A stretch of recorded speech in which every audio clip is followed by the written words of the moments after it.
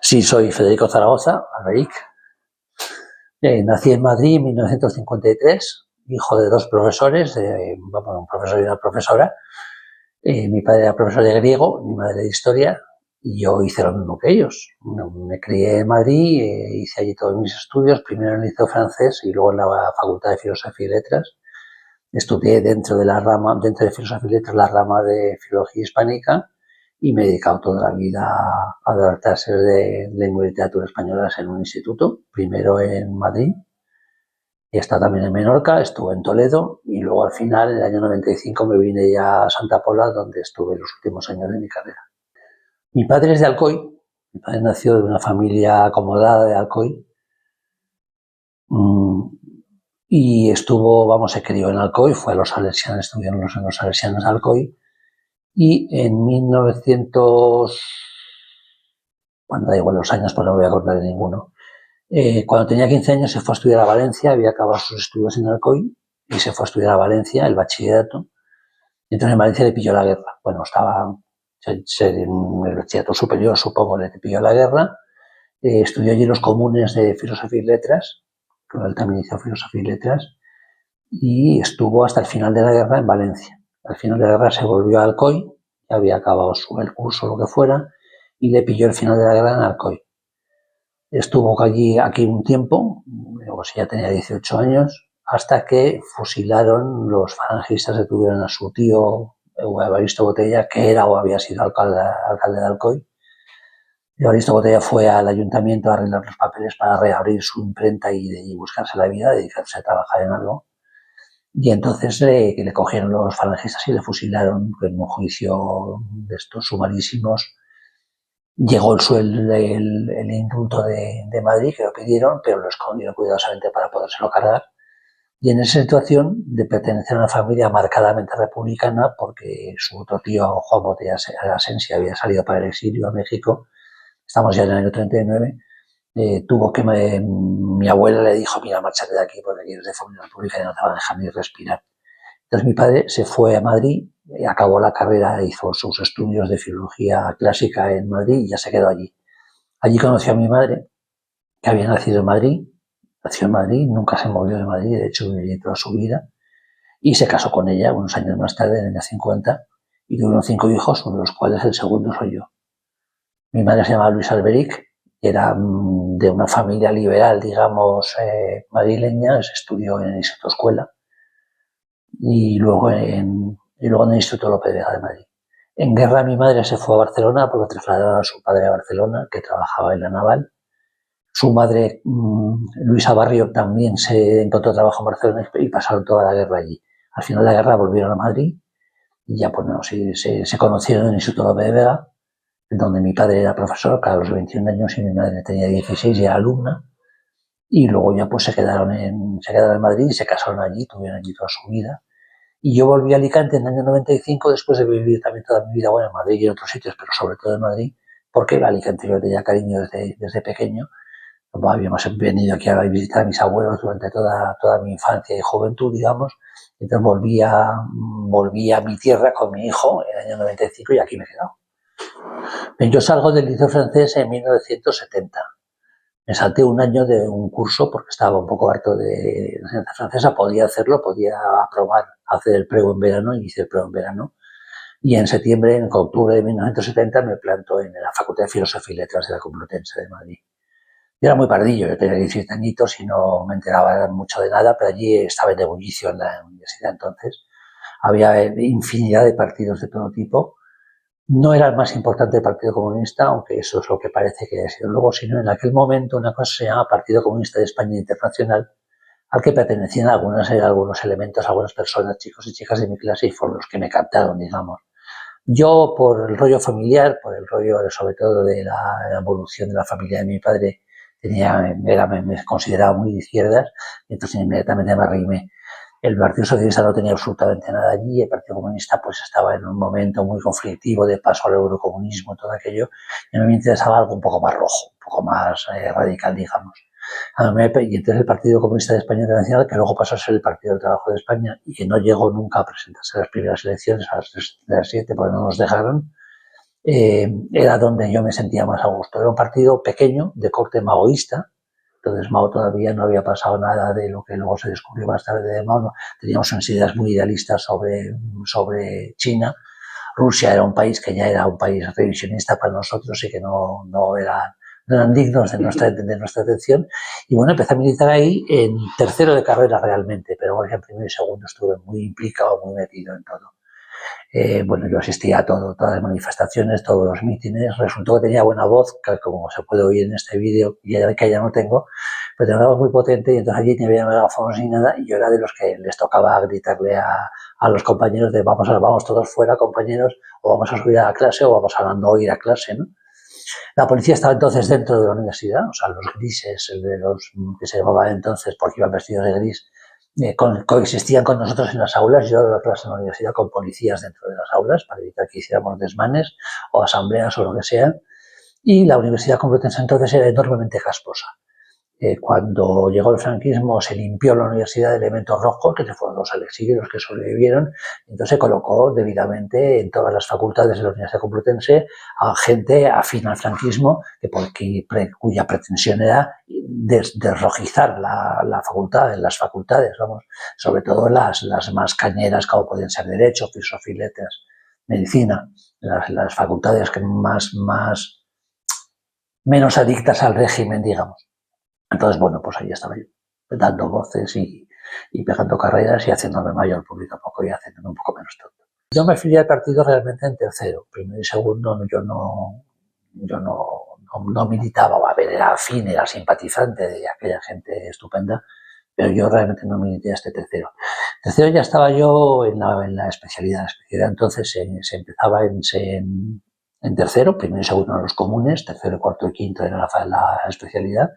Y fue cuando yo ya me impliqué un poco más pues en actos culturales. Ya estábamos más cerca del final del franquismo, organizábamos cosas dentro de la facultad y yo pues era una de las personas que organizaba aquello. No tenía todavía ninguna responsabilidad orgánica, nunca tuve mucha responsabilidad orgánica, pero sí era una cara muy visible, era muy voceras, muy mitinero, muy de pegar carreras. Encima era hijo de mi padre entonces era de profesor de la facultad de griego, profesor numerario. Y bueno, yo estaba en la misma facultad que él, para desgracia de mi padre, el pobre. Y entonces a mí se llegó a haber broncas en los claustros de la Facultad de Filosofía y Letras a cuenta de mis desmanes y acusaciones a mi padre que su hijo es un rojo y lo único que quiere es complicarnos la vida. Y entonces, como era muy conocido, pues inmediatamente esto llegó a oídos de la policía y yo era un objetivo muy fácil de detener, muy fácil de encontrar y de detener, por tanto.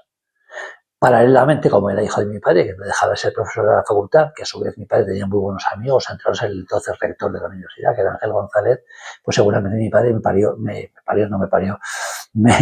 me sirvió para pararme muchos golpes que me habrían llegado de haber sido un estudiante de a pie. Digamos que era un estudiante un poco de la creme por aquello de que era hijo de un profesor, no por otra cosa. No era mal estudiante, hice la carrera en 5 años, que es lo que duraba. A pesar de muchas detenciones, acabé la carrera en junio de quinto, o sea, no perdí ni un instante y tengo una media muy digna para lo difícil que fue todo. Tengo una media notable en la facultad que no está nada mal. El 16 de julio de 1974, me acuerdo porque era el día que cumplía 21 años y los 21 años era la mayoría de edad en España. Esto es muy importante porque si no, si hubiera sido más pequeño, a lo mejor no me hubiera pasado tanto como me pasó. Me detuvieron junto a una compañera a la puerta de la fábrica de la Standard en Villaverde, en Madrid, repartiendo una propaganda para los obreros del metal, pidiendo a los obreros del metal que hicieran una huelga de 3 días en aquel mes de junio, en aquellos días. Me detuvieron unos policías, unos guardias civiles vestidos de paisano, pero empuñando pistolas, o sea, a punta de pistola. De allí me llevaron a un bar con mi compañera, nos cogieron la propaganda que estábamos repartiendo. De allí nos llevaron a un cuartelillo de la Guardia Civil, el cuartelillo de Usera, que no sé si sigue existiendo, donde estuvimos pues unas horas. De allí nos llevaron a los juzgados, donde estaba el Tribunal Supremo, al Palacio de Justicia de al lado de Colón. A las Salesas. Nos llevaron a las Salesas. Entonces allí nos iban a llevar a la cárcel, pero nos soltaron con un juicio pendiente a los dos. Pero ese juicio pendiente supuso, bueno, yo había pasado por la Dirección General de Seguridad, claro. Por supuesto, fue Billy el niño el primero que me interrogó, iba a decir entrevistó, pero no me entrevistó, me interrogó.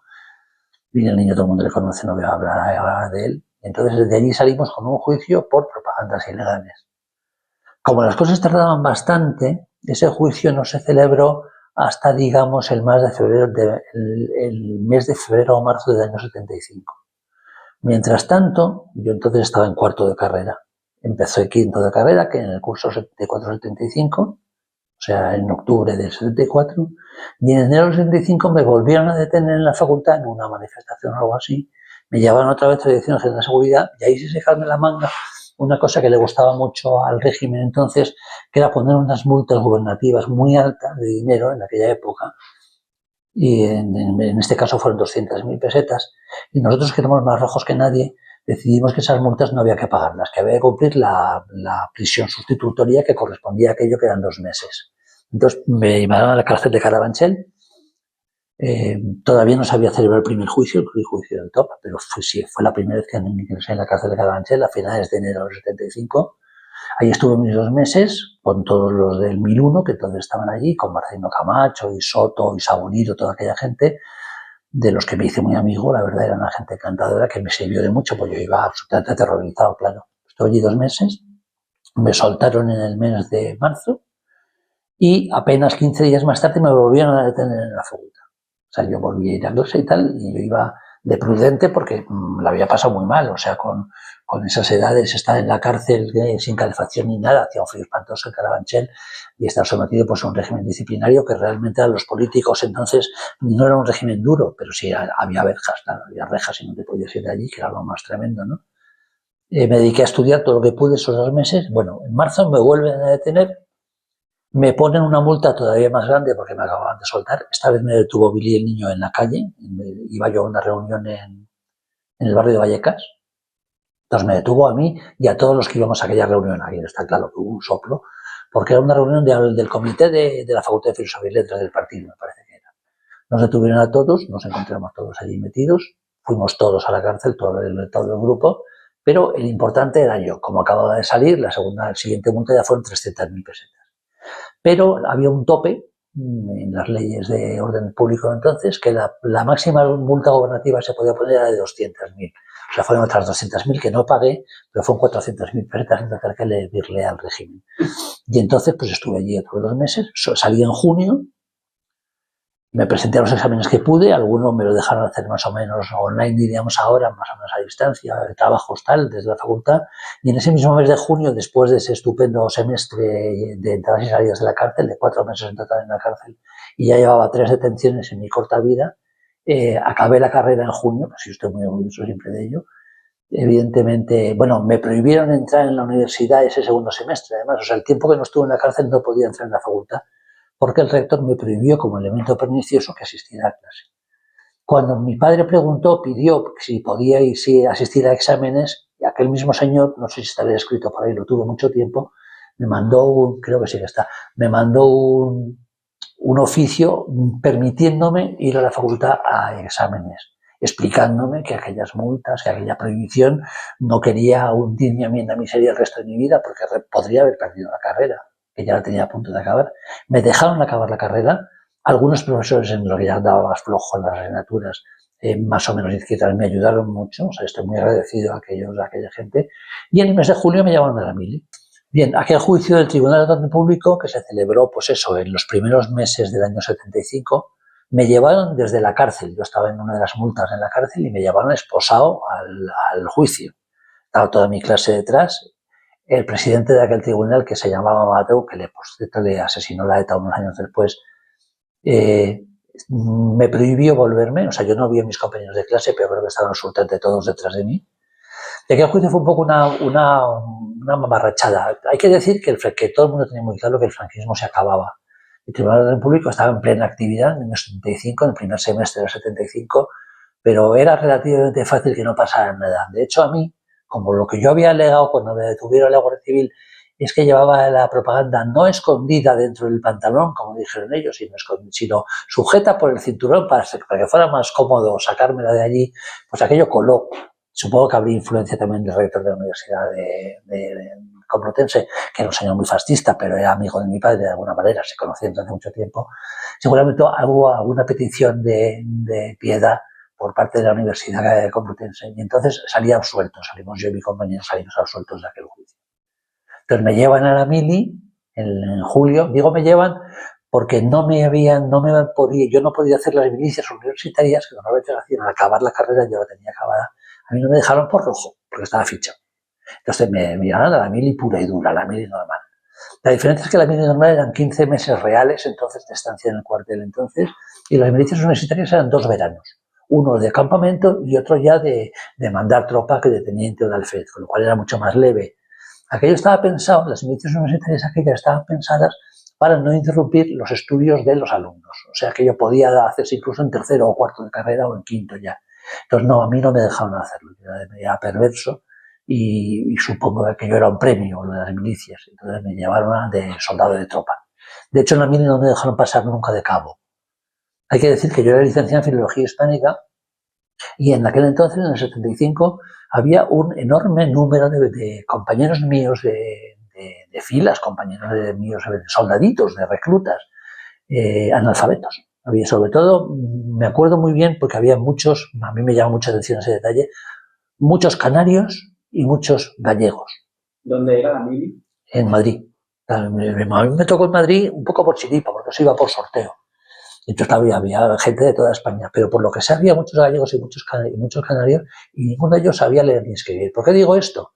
Porque yo podría haberles dado clase, yo me ofrecía a dar clase de alfabetización inmediatamente y me dijeron tajantemente que no, que yo tenía un punto rojo, me dijeron en el expediente, y que yo no podía dar clase porque yo me podía convertir en un pervertidor de aquellos chicos que intentaban saber leer y escribir. Sí que les he escrito cartas a las novias, sí que se me valoraba en las oficinas en el cuartel porque yo tenía carrera acabada y redactaba bien.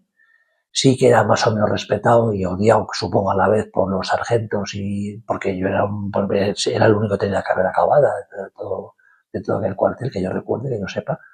Y bueno, estaba fichado. Muy al final de la mili, cuando ya estoy acabando la mili, bueno, hay que decir que yo me afilié, me apunté, afiliarse no se puede decir porque era todo ilegal, pero sí que pertenecía a una cosa que se llama la Unión Democrática de Soldados. La Unión Democrática de Soldados la montamos unos cuantos enloquecidos de mi partido, digo enloquecido porque yo era muy peligroso y seguramente no calculábamos el golpe, para defender los derechos de los soldados de reemplazo que tenían unas condiciones de vida bastante penosas en aquel entonces. Claro, yo conecté con la gente que había de mi partido haciendo la mili en ese momento. Entonces nos dedicamos a hacer cosas, pues intentar pequeñas acciones, por ejemplo, de defender, pues eso, mejorar la comida o mejorar.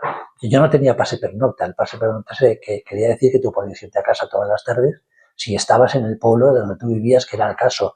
A mí no me lo concedieron nunca, todas las tardes, incluso los fines de semana. No me lo concedieron nunca porque era rojo. Mi vida era especialmente dura. Ya me comí muchas cocinas, que era también una cosa de castigo. A la menor de cambio yo los tenía encima y se me estaba castigando por algo, ¿no? Entonces, al final de la mili, en el mes de julio, me parece que fue junio o julio, vinieron unos miembros de la social, de la Brigada Política Social, que era la policía civil, la policía de los estudiantes, digamos, a registrarme en la taquilla. Y en la taquilla yo tenía unas pegatinas que habíamos hecho con métodos absolutamente primitivos y unos panfletos llamando a un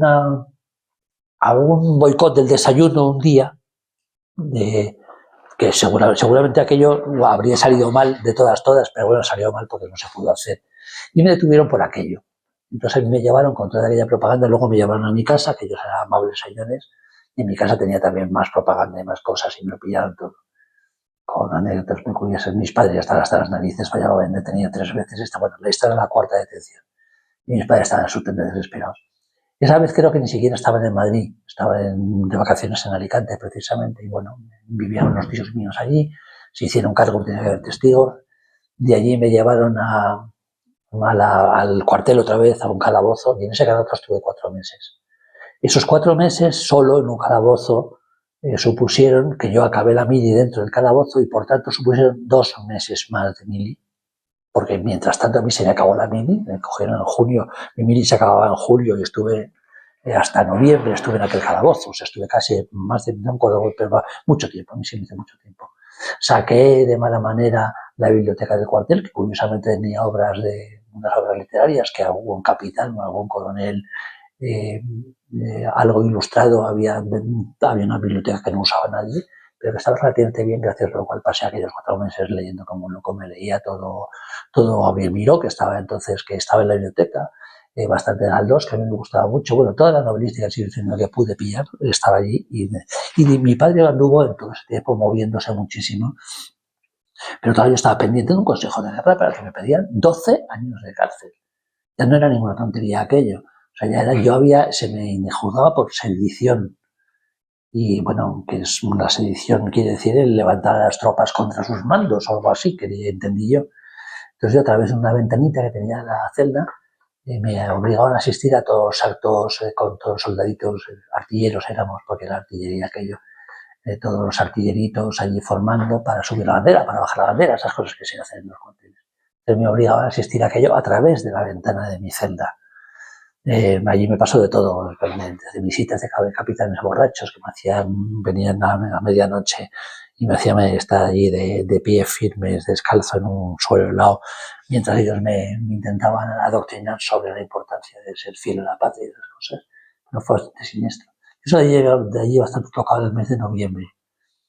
Noviembre y diciembre estuve en casa de mis padres, tuve que volver a casa de mis padres después de haber vivido pisos de estudiantes durante mucho tiempo. Yo entonces no tenía dónde meterme, el partido además estaba en un momento ya de transición. De hecho, durante la mili murió Franco. O sea, a mí la mili todavía me pilló Franco y todavía estoy cubriendo carrera. Cubrir carrera quiere decir estar en un sitio por donde va a pasar un desfile, tú estás en la acera, digamos, con otros compañeros vestidos de gala, con tu CEDME, con tu fusil, esperando a que pase quien tiene que pasar. En este caso, vi pasar, nunca mejor dicho, a mi enemigo con los pies por delante, porque lo que pasó por delante de mí fue el féretro de Franco. Estábamos justo donde estaba la cola para ver a Franco muerto, pero luego yo estuve donde había que estar. Bueno, primero, un día, 19 de noviembre debe ser, o el 20 de noviembre murió Franco, pero bueno, el 20 y el 21. El 20, Franco lo metieron en el Palacio Real para lo de la cola. ¿No? Yo estaba en la calle pasando un frío espantoso, por cierto, y vi entrar a Sofía y a Juan Carlos vestidos de gran gala, que venían de jurar la lealtad al nuevo régimen, bueno, o a sí mismo en las Cortes. Y entraron en un Rolls por allí los dos, doña Sofía iba vestida de fucsia y salió vestida de negro, porque entonces se ve que la dejaron un cuartito allí para visitar al cadáver, seguramente le hicieron vestirse de negro a la mujer. Entonces salieron de allí y al día siguiente volvimos a cubrir carrera en lo alto del puente que hay sobre la calle Bailén, y fue cuando vimos pasar ya el féretro de Franco camino del Valle de los Caídos por delante de nosotros, yo saludándole con un fusil y con una enorme alegría en el cuerpo porque por fin se había muerto aquel señor. Y bueno, y ese juicio tenía que haberse celebrado más adelante, el juicio del Consejo de Guerra. Mientras tanto yo logré meterme de interino, de profesor interino en Lope de Vega, en enero, entré. En marzo se declaró la huelga más salvaje de los profesores no numerarios, que éramos la inmensa mayoría de los institutos, y estuvimos en huelga un montón de meses. Además fue un desastre, bueno, un curso que prácticamente perdido. Y en un momento determinado, en mayo me parece que fue, bueno, pues ya hubo uno de los indultos o amnistías, y entonces de repente ya desapareció mi consejo de guerra. Ese consejo de guerra ya no llegó a celebrarse nunca, pero me podía haber caído 12 años y Franco hubiera aguantado un par de años. Si se calcula todo, yo estoy metido en política con problemas con la justicia desde julio del 74 hasta noviembre del 76. Porque esto ya fue el 76, claro, todas las series de detención y todo. O sea, yo psicológicamente estaba mal, quiero decir, un chaval muy jovencito, que de repente caen esa serie de palos por haber defendido sus ideas, que era mi problema, ¿no? Pues entonces, claro, lo que he añadido del calabozo son momentos de absoluta desesperación que yo aguanté a base de leer y estudiar, porque es que además no hablaba con nadie. Y bueno, pues aquellos señores eran militares franquistas. Los tenían en un cuartel relativamente pequeñito de campamento de Madrid, de la zona de campamento, un cuartel de artillería, por cierto, que era muy curioso aquello. Tenían un rojo entre sus manos, o sea, que aquello debía ser como muy jugoso para ellos. Entonces, algunos de ellos, en los cuarteles se bebe mucho, todo el mundo bebe mucho en los cuarteles, y algún mando de repente una noche se ve que se le torcían los cables y venía, nunca me pegaron, me trataron bien, me llevaban a ducharme y me duchaba, bueno, eso son cosas curiosas, ¿no? Pero me duchaba con dos compañeros mirándome fijamente armados, porque me llevaba al rojo a la ducha, no le podía dejar solo en la ducha, no es que hiciera algo, ¿no? Y ahí se me fueron todas las vergüenzas a la mierda, porque claro, desde ducharse desnudo de los compañeros vestidos y armados, pues era como muy impresionante. Entonces me iban a ver por la noche cuando a ellos se les iba la onda, supongo, se emborrachaban más de la cuenta, ¿no? Y entonces yo a mí me costó bastante y de hecho yo a partir de aquello abandoné la política durante muchos años. A partir del año 76 estuve más o menos implicado, me desimpliqué por completo, tuve una cierta implicación en el 86 con lo de la OTAN y luego ya hasta el 95, hasta que llegué a Alicante, no volví a dedicarme a la política. Parecía que ya había hecho bastante por la OTAN. Bueno, como habían pasado muchos años, pues se me había pasado un poco el susto, digamos, porque claro, durante muchos años yo ni siquiera he hablado, creo que es la primera vez que hablo ante una cámara y ante un micrófono de todo esto, pero sobre todo porque yo no me sentía nada orgullosa de haber hecho todo aquello, me sentía más bien ingenuo y estúpido, o sea, ¿por qué me metí en aquellos líos? Que es lo que me decía mi padre todo el rato, que ¿y tú por qué te metes? ¿Y tú por qué te metes? Pues de repente había pasado 20 años desde aquella cosa, o casi 20 años. Me fui de Madrid, y un detalle para los jóvenes de ahora, porque no tenía dinero para pagarme una casa en Madrid. En Madrid se puso muy, muy caro en los años 90 en cuestiones de vivienda. Entonces yo podía trasladarme porque era profesor en el instituto donde yo quisiera y me pareció una buena idea irme a la orilla del mar, así ingenuamente, a la orilla del mar. Mientras la orilla del mar, qué mejor orilla del mar que la tierra de mis padres y de mis abuelos. Entonces me vine para acá, me dieron plaza en Santa Pola y ahí me quedé. Un pueblo es mucho más fácil todo de alguna manera que una ciudad y en Santa Pola conocí enseguida a los rojos del lugar. Entonces me acerqué un día a la sede de Izquierda Unida, que es lo que había entonces allí. Me afilié a Izquierda Unida y en muy poco tiempo, bueno, en 2007, no tan poco tiempo, pero bueno, enseguida pasé a ser el coordinador local de Izquierda Unida y en 2007 fui cabeza de lista del ayuntamiento y entré de concejal. Repetí en 2011 ya de número 2 de la lista y volví a entrar. Y en 2015 me fui en 2015-2016 me marché de Santa Pola. Pero vamos, ya seguí implicado en política hasta ahora. Bueno, a mí me marcó profundísimamente aquello. Yo venía de una familia roja, como he dicho, republicana, a un tío abuelo mío lo habían fusilado, otro tío abuelo mío había muerto en el exilio, mi abuela paterna, hermana de estos dos señores, había quedado muy tocada, le había muerto un hijo en guerra también, por falta de medicamentos, por falta de atención, no otra cosa. Y entonces yo me sentía de izquierdas de toda la vida. En mi casa no se hablaba de política, pues mi padre y mi madre decían, no hablan de política entre nosotros porque era el miedo, era el peligro de que hablar de política. Estamos hablando de los años 60, 70, que es cuando yo me desarrollé, digamos. Entonces yo nunca me he arrepentido de nada de lo que he hecho, pero no me sentía especialmente orgulloso. Me sentía un poco tonto, o sea, de haber sido los que habían pagado el pato. Pero bueno, la historia es la que es. Yo supongo que contribuí humildemente a la llegada de la democracia a este país. Conocí a gente que había conocido a gente fusilada por el franquismo en la cárcel. Conocí a gente que llevaba muchos años de cárcel, que me ayudaron mucho a sobrellevar aquello. Lo más duro fue lo del ejército, porque estaba en una celda yo solo, en la cárcel de Carabanchel. El único problema es que no podía salir de ella. Pero allí dentro era libre de estudiar, libre de hablar.